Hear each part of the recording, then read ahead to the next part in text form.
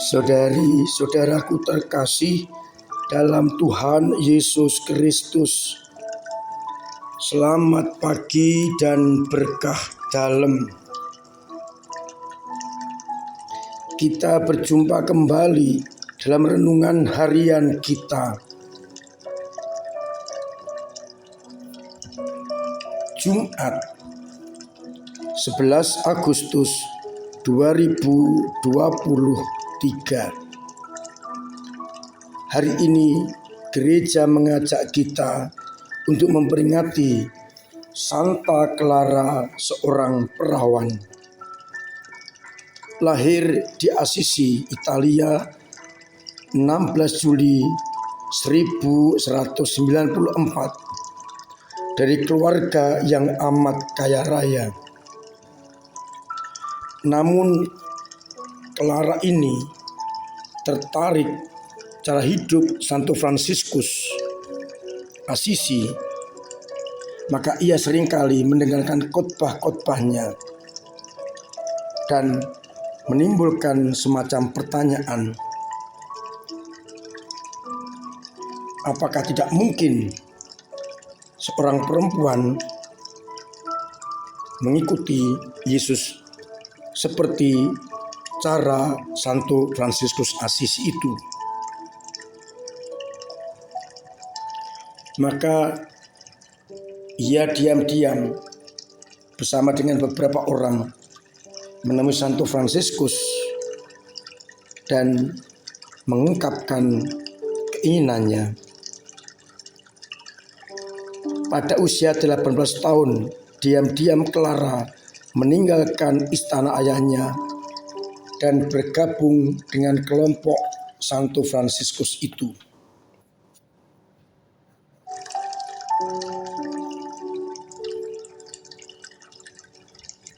Dan Fransiskus menyambutnya dengan gembira, menyerahkan kepadanya sehelai jubah kasar, menggantikan pakaian yang dibawa dari rumahnya, dan kemudian menjalani hidup miskin demi Kristus dan demi Injilnya.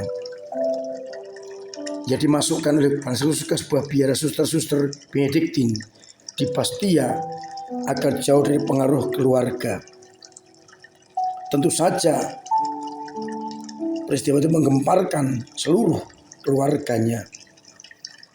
Ayahnya menyuruh orang-orang mencari setiap biara, dan ketika menemukan dia, membujuk untuk kembali ke rumah. Namun Clara dengan tegas menolak untuk pulang. Nanti adiknya dan juga ibunya menjadi orang kudus.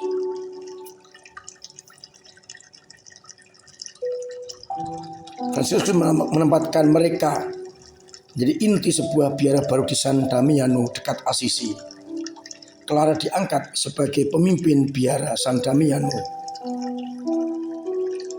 Biara ini menjadi perintis ordo wanita-wanita miskin yang disebut Ordo Suster-suster Claris. Ia memimpin ordonya selama 40 tahun, penuh dengan pengabdian dan kepercayaan kepada kasih dan penyelenggaraan ilahi. Cara hidup miskin dipilih, sehingga hidupnya ditopang oleh doa dan mati raga yang sangat keras. Dan yakin bahwa Tuhan selalu menyertai mereka. Terbukti keberhasilannya mengusir saudara-saudara Kaisar Frederick II yang menyerang biaranya.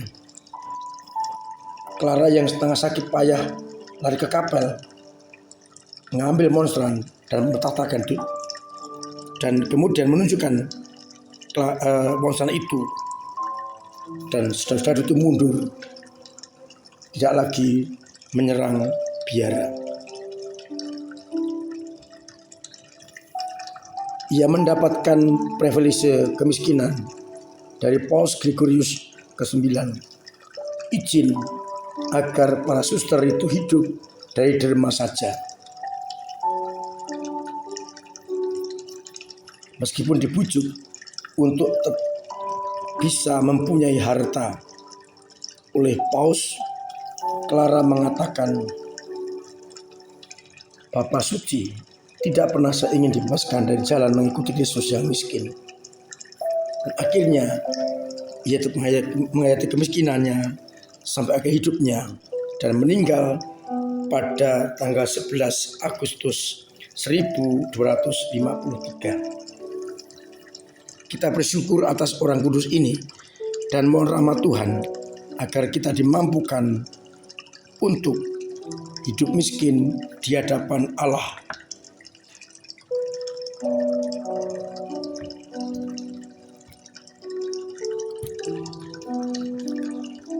Bacaan Ekaristi hari ini dari kitab Ulangan bab 4 ayat 3-40 digambarkan bagaimana Musa mengingatkan kepada bangsa terpilih bahwa Allah mengasihi leluhurmu dan memilih keturunan mereka. Tidak pernah ada bangsa lain yang dikasihi seperti bangsa Israel. Sedangkan dalam bacaan Injil, Yesus menegaskan dari Matius 16:24-28. Seorang yang mau ikut Yesus harus menyangkal diri, mengikut salib, dan mengikuti Yesus.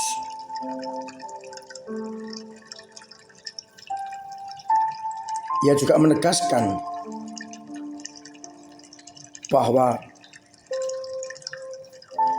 pada waktu itu, waktu malaikat datang mengiringi kemuliaan Allah, setiap orang akan diadili setimpal dengan perbuatannya. Saudari-saudaraku terkasih dalam Kristus, apa yang dikatakan oleh Musa kepada bangsa terpilih menjadi refleksi, karena Musa menegaskan tidak ada Allah yang mencintai bangsa Israel sedemikian rupa sampai menuntun menuju tanah terjanji. Dan tidak ada bangsa lain yang dipilih seperti bangsa Israel. Lalu pertanyaannya, bagaimana jawaban kita atas kasih Allah kepada kita? Akankah seperti bangsa Israel yang bersungut-sungut seringkali menolak Yahweh, mengkhianati, membuat susah? Ataukah kita setia sampai akhir mengikuti kehendak-Nya? Bukankah Allah mengasihi kita? Maka diperlukan jawaban kesetiaan atas kasih karunia Allah itu.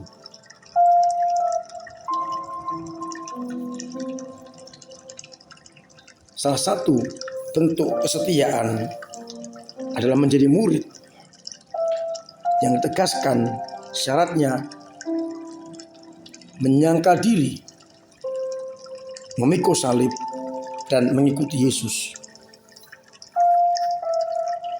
Menyangkal diri berarti kita meninggalkan ego-ego kita, kesenangan kita, rencana kita, rancangan kita. Untuk apa? Untuk ikut Yesus. Dan salah satu konsekuensinya adalah memikul salib. Sehingga jawaban kita atas kesetiaan Allah yang menyertai kita adalah memusatkan perhatian kita kepada kehendak Allah, yang konsekuensinya adalah menyangkal diri, meninggalkan ego-ego, meninggalkan kesenangan, kedagingan duniawi. Dan itulah bentuk cara kita memangku salib untuk mengikuti Yesus sebagai jawaban atas kebaikan Allah yang telah senantiasa menuntun kita. Kalau demikian boleh dijamin, maka kita akan menjadi murid-murid yang baik.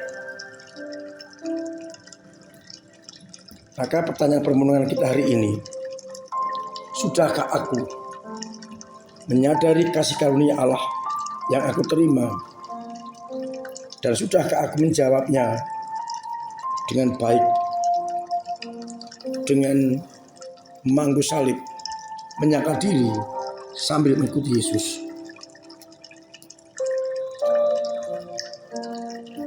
Mudah-mudahan dengan merenungkan, membaca, meneladani Santa Clara, kita dibebaskan dari segala ketamaan, ego-ego, dan mengambil hidup miskin di hadapan Allah, sehingga kita mampu untuk menanggapi kasih Allah dengan sebaik-baiknya. Mari kita serahkan hidup kita hanya kepada Dia. Tuhan memberkati kita sekalian. Amin. Marilah kita berdoa. Bapa yang penuh kasih, kami bersyukur karena Engkau mengingatkan kepada kami agar kami sungguh-sungguh berani menyadari kasih setiamu, menanggapinya dengan cara menyangkal diri, memangku salib, dan mengikuti Engkau. Semoga kami semakin mampu untuk mengutamakan Engkau di atas segala-galanya, dan dengan demikian kami Kau layakkan menjadi anak-anak-Mu. Buatlah kami setia dengan cara hidup kami yang mengarahnya pada kehendak-Mu.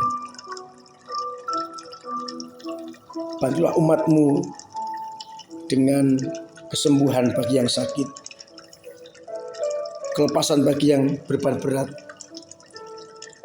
dan mereka yang punya persoalan Engkau bantu mengurainya.